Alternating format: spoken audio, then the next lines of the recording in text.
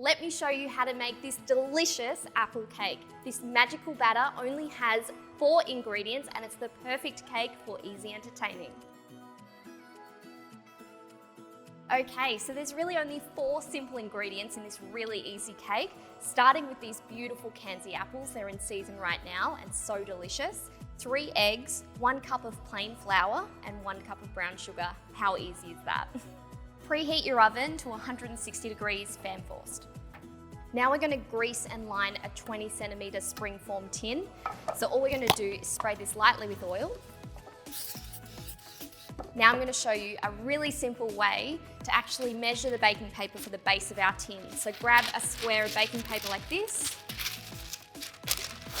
fold it in half, fold in half again, and now we're just going to keep on folding it until we get a tiny little triangle. So what you want to do with this little triangle of baking paper now is line up the little point with the center of your pan. Now this is our line to cut. Now unfold this. Perfect. Ta-da! Now the final step is to line the sides. So I've got a little strip of baking paper here.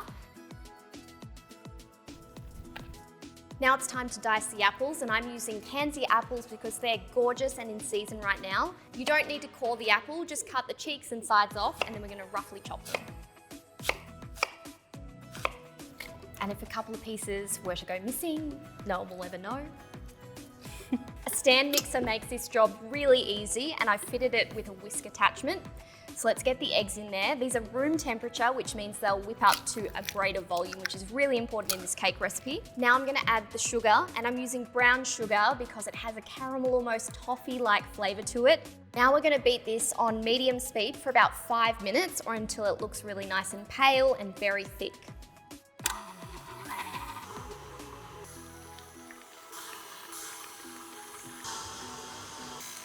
So this is looking really great. Lots of volume, so time to fold in the flour.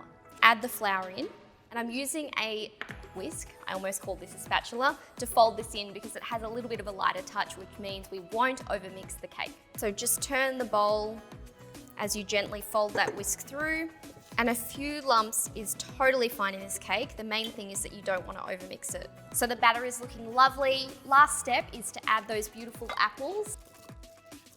Again, don't overmix. Now let's pull back in our prepared cake tin, and all that's left to do is to get that batter into there. Very gently, just smooth the surface just a tiny bit. It's time to very gently get this into the oven. And that's going to take about 1 hour until it's beautiful, puffed and golden brown. Wait, no peeking. I always look in the oven when things are cooking, but you need to resist the urge with this one, otherwise the temperature and your cake will drop. No one wants that. Now it's time for the reveal, so let's have a little peek. Oh, smells delicious, let's have a look.